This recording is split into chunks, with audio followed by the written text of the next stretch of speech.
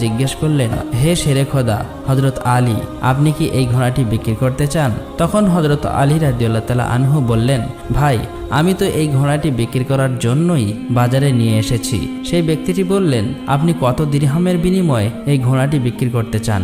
আলী রাদিয়াল্লাহু তাআলা আনহু নিজের থেকে কোনো দাম না বলে সেই ব্যক্তিকে বললেন, আপনি কত দিরহামের বিনিময়ে এই ঘোড়াটি কিনতে পারবেন? সেই ব্যক্তিটি বলল, আমি 160 দিরহামের বিনিময়ে আপনার কাছ থেকে ঘোড়াটি কিনতে চাই। হযরত আলী রাদিয়াল্লাহু তাআলা আনহু চিন্তা করলেন, আমি তো এই ঘোড়াটি 100 দিরহামের বিনিময়ে কিনেছি, আর তিনি আমাকে মূল্য দিতে চাইছেন 160 দিরহাম, অতএব এতে আমার 60 দিরহাম লাভ হবে। তখন হযরত আলী রাদিয়াল্লাহু তাআলা আনহু বললেন, ভাই, আমি আপনার কাছে 160 দিরহামের বিনিময়ে এই ঘোড়াটি বিক্রি করে দিলাম। সেই ব্যক্তিটি 160 দিরহামের বিনিময়ে হযরত আলীর কাছ থেকে সেই ঘোড়াটি কিনে নিলেন। হযরত আলী রাদিয়াল্লাহু তাআলা আনহু যে ব্যক্তির কাছ থেকে সেই ঘোড়াটি কিনেছিলেন তাকে 100 দিরহাম পরিশোধ করার পরেও তার কাছে রয়ে গেল 60 দিরহাম। তিনি 6 দিরহাম আল্লাহর রাস্তায় দান করেছিলেন। আল্লাহ রাব্বুল আলামিন তার বিনিময়ে তাকে 10 গুণ বৃদ্ধি করে 60 দিরহাম ফেরত দিলেন। অতঃপর সেই 60 দিরহামের বিনিময়ে শেরে খোদা হযরত আলী রাদিয়াল্লাহু তাআলা আনহু বিপুল পরিমাণ খাদ্য কিনে বাড়ির পথে রওনা হলেন।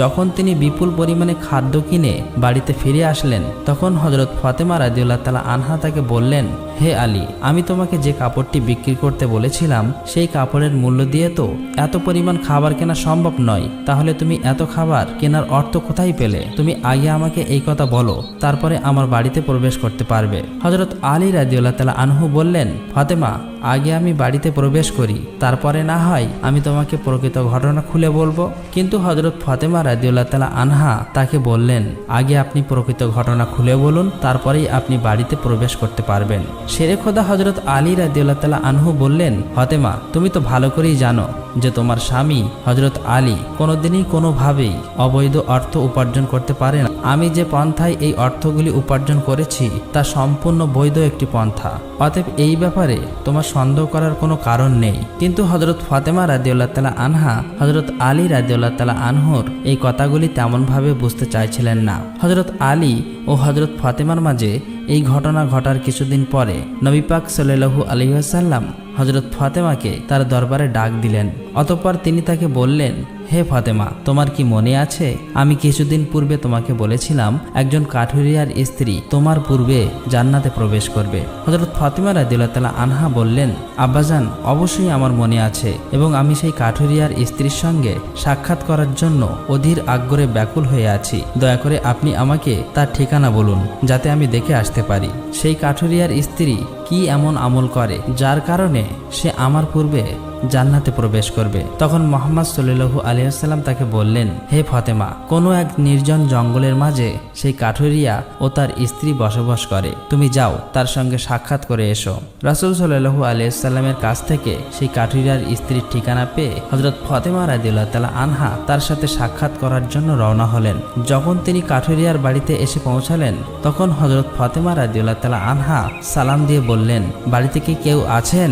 আমি নবীর মেয়ে হযরত ফাতেমা বলছি, আমি কি বাড়ির ভিতরে আসতে পারি? বাড়ির ভিতর থেকে আওয়াজ আসলো, আমি পরম সৌভাগ্যবান যে আমার বাড়িতে নবীর মেয়ে হযরত ফাতেমা আগমন করেছেন। হে আল্লাহর নবীর মেয়ে, আপনি বলুন কেন আমার বাড়িতে আগমন করেছেন? তখন হযরত ফাতেমা রাদিয়াল্লাহু তাআলা আনহা বললেন, আমি আপনার সাথে দেখা করতে চাই, দয়া করে আমাকে ভিতরে আসতে দিন। তখন কাঠুরিয়ার স্ত্রী বলল, হে আল্লাহর নবীর মেয়ে, সে জান্নাতের সর্দারিনী, আপনার সাথে দেখা করার একান্ত ইচ্ছা ও আগ্রহ আমার মনেও রয়েছে, কিন্তু তারপরেও আমি আপনাকে ঘরে আসার অনুমতি দিতে পারি না, কেননা এটি আমার স্বামীর ঘর, আর আমি আমার স্বামীকে না বলে কোনো মানুষকেই ঘরে ঢোকার অনুমতি দিতে পারি না। দয়া করে আপনি আগামীকালকে আসবেন, আমি আমার স্বামীর কাছ থেকে আপনার ব্যাপারে অনুমতি নিয়ে রাখব। যদি আমার স্বামী অনুমতি দান করেন তবেই কেবল আপনাকে ঘরে প্রবেশ করার অনুমতি দিতে পারি। কাঠুরিয়ার স্ত্রীর কাছ থেকে এই কথা শোনার পরে হযরত ফাতেমা রাদিয়াল্লাহু তাআলা আনহা বাড়িতে ফিরে গেলেন। দ্বিতীয় দিন যখন তিনি কাঠুরিয়ার স্ত্রীর সঙ্গে দেখা করার জন্য বাড়ি থেকে বের হবেন, তখন হাসান রাদিয়াল্লাহু তাআলা আনহু তাকে জড়িয়ে ধরে বললেন, আম্মাজান, আপনি কালকে কোথায় গিয়েছিলেন? আপনাকে আমি খুঁজে পাচ্ছিলাম না। আম্মাজান, আপনি যেখানে যাচ্ছেন দয়া করে আমাকেও আপনার সাথে নিন। হযরত ফাতেমা রাদিয়াল্লাহু তাআলা আনহা তখন তার বড় পুত্র হযরত হাসানকে তার সাথে নিলেন। এরপরে তিনি কাঠুরিয়ার স্ত্রীর বাড়িতে পৌঁছে গেলেন। অতঃপর সালাম দিয়ে বললেন, বাড়িতে কি কেউ আছেন? আমি নবীর মেয়ে ফাতেমা বলছি এবং আমার সাথে আমার বড় পুত্র হাসান রয়েছে। আমি কি বাড়ির ভিতরে আসতে পারি? ভিতর থেকে আওয়াজ দিয়ে কাঠুরিয়ার স্ত্রী বলল, হে নবীর মেয়ে ফাতেমা, আপনার সাথে দেখা করার আগ্রহ আমার মনেও রয়েছে। গতকালকে আমার স্বামীর কাছ থেকে আপনার ব্যাপারে অনুমতি নিয়েছিলাম, কিন্তু আপনার সাথে আপনার যে বড় পুত্র হাসানকে নিয়ে এসেছেন তার ব্যাপারে আমার স্বামীর কাছ থেকে অনুমতি গ্রহণ করিনি। এই কারণে আমি আপনাকে ঘরে প্রবেশ করার অনুমতি দিতে পারি, কিন্তু আপনার পুত্র হাসানকে অনুমতি দিতে পারি না। দয়া করে আপনি আগামীকাল আসবেন। আপনার পুত্র হাসানের ব্যাপারে আমার স্বামীর কাছ থেকে অনুমতি নিয়ে রাখবো। কাঠুরিয়ার স্ত্রীর কাছ থেকে এই কথা শোনার পর হযরত ফাতেমা রাদিয়াল্লাহু তাআলা আনহা আবারও বাড়ি ফিরে গেলেন। পরের দিন আবারও তিনি যখন কাঠুরিয়ার স্ত্রীর সঙ্গে দেখা করার জন্য রওনা করবেন, তখন তার ছোট ছেলে হযরত হুসাইন রাদিয়াল্লাহু তাআলা আনহু তাকে জড়িয়ে ধরে বললেন, আম্মাজান, আপনি 2 দিন ধরে কোথাও যাচ্ছেন, আমি আপনাকে খুঁজে পাচ্ছি না। আজকে আপনি আমাকেও সঙ্গে নিয়ে যান। হযরত ফাতেমা রাদিয়াল্লাহু তাআলা আনহা তখন 2 পুত্র হযরত হাসান ও হোসাইনকে সঙ্গে নিয়ে আবারও সেই কাঠুরিয়ার বাড়িতে গেলেন। বাইরে থেকে তিনি সালাম দিয়ে বললেন, বাড়িতে কি কেউ আছেন?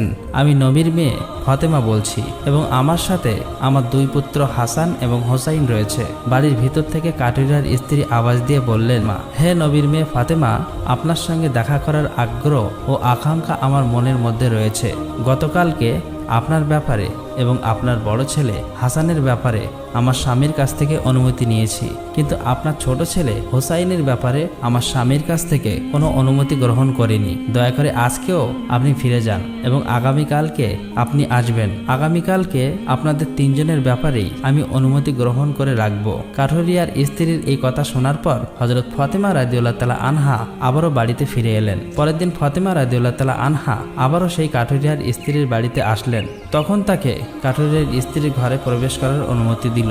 হযরত ফাতেমা রাদিয়াল্লাহু তাআলা আনহা ঘরে প্রবেশ করে দেখল কাঠুরিয়ার স্ত্রী বসে আছে, আর তার সঙ্গে রাখা আছে একটি লাঠি, একটি মোটা দড়ি আর একটি পাত্রে পানি। এগুলি দেখে হযরত ফাতেমা রাদিয়াল্লাহু তাআলা আনহা তাকে জিজ্ঞেস করলেন, আপনি এগুলি নিয়ে বসে আছেন কেন?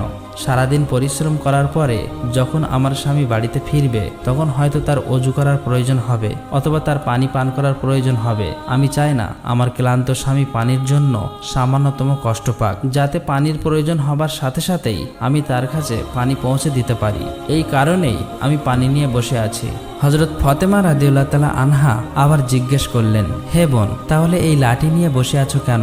তাছাড়া এই দড়ির কি প্রয়োজন? কাঠুরিয়ার স্ত্রী তখন উত্তর দিল, আমার স্বামী যদি কোনো কারণে আমার উপর অসন্তুষ্ট হয় এবং আমাকে শাস্তি দেওয়ার ইচ্ছে করে, তখন তার প্রয়োজন হবে একটি লাঠি এবং আমাকে বেঁধে যাতে শাস্তি দিতে পারে তার জন্য প্রয়োজন হবে একটি দড়ি।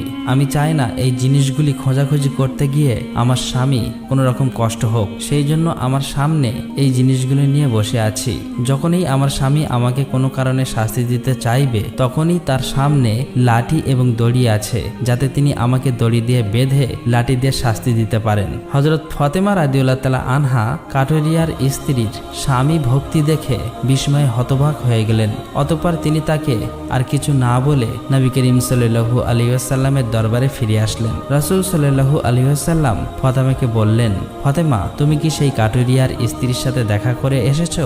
ফাতেমা বললেন, আব্বাজান, হ্যাঁ, আমি তার সাথে দেখা করে এসেছি। নবী করিম সাল্লাল্লাহু আলাইহি ওয়াসাল্লাম বললেন, তুমি কি দেখেছো? হযরত ফাতেমা রাদিয়াল্লাহু তাআলা আনহা তখন বললেন, সেই মেয়েটি অত্যন্ত স্বামী ভক্ত। তখন মুহাম্মদ সাল্লাল্লাহু আলাইহি ওয়াসাল্লাম বললেন, ফাতেমা, তার কাছ থেকে তোমার শেখার অনেক কিছু রয়েছে। হযরত ফাতেমা রাদিয়াল্লাহু তাআলা আনহা তখন বললেন, আব্বাজান, আমি তার কাছ থেকে কি কি শিক্ষা গ্রহণ করতে পারি এবং সে কিভাবে আমার পূর্বে জান্নাতে যাবে, এই ব্যাপারটি আমাকে বুঝিয়ে বলুন। রাসূল সাল্লাল্লাহু আলাইহি ওয়াসাল্লাম তখন বললেন, হে ফাতেমা, শোনো, তুমি কিছুদিন আগে তোমার স্বামী আলীকে একটি পুরাতন কাপড় বিক্রি করার জন্য দিয়েছিলে। হযরত আলী সেই কাপড় বিক্রি করে তার অর্থ দিয়ে তোমাদের জন্য অনেক খাবার কিনে এনেছিল, কিন্তু তুমি সন্দেহ করেছিলে যে হযরত আলী এগুলি বৈধ পথে উপার্জন করেছে কিনা। এই জন্য তুমি তোমার স্বামীকে ঘরে প্রবেশ করতে দাওনি এবং বিভিন্ন প্রশ্ন করার মাধ্যমে তাকে কষ্ট দিয়েছিলেন। অথচ তুমি জানতে তোমার স্বামী হযরত আলী কোনোদিনই কোনো অবৈধ পথে উপার্জন করে না। হে ফাতেমা, তুমি যখন আলীকে সেই কাপড়টি বিক্রি করার জন্য দিয়েছিলে, হযরত আলী তার জন্য কোনো ক্রেতা খুঁজে পাচ্ছিল না। তখন আল্লাহ রাব্বুল আলামিন তার ফেরেশতা মিকাইলকে সেই কাপড়টি কেনার জন্য পাঠিয়েছিলেন। আল্লাহর ফেরেশতা মিকাইল সেই কাপড়টি আলীর কাছ থেকে 6 দিরহামের বিনিময়ে কিনেছিল। এরপর আর একজন ফেরেশতা এসে হযরত আলীর কাছ থেকে সেই 6 দিরহাম ভিক্ষা প্রার্থনা করে। আলী সেই 6 দিরহাম আল্লাহর রাস্তায় দান করে দেয়। অতঃপর সে চিন্তিত অবস্থায় বাড়িতে ফিরে আসছিল।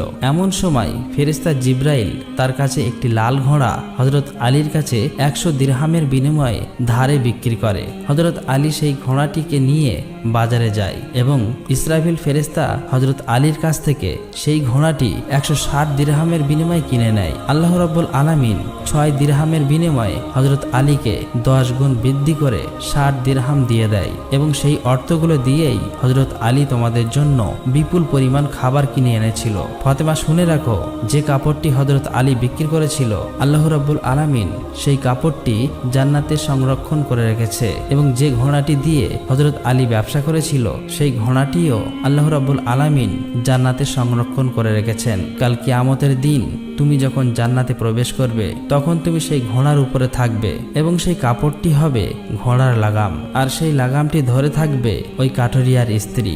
লাগামটি ধরে রাখার কারণেই সে তোমার আগে জান্নাতে প্রবেশ করবে এবং তুমি তার পরে জান্নাতে প্রবেশ করবে। কাঠুরিয়ার স্ত্রীর অতুলনীয় স্বামী ভক্তি হলো তার এই মর্যাদা প্রাপ্তির একমাত্রই কারণ।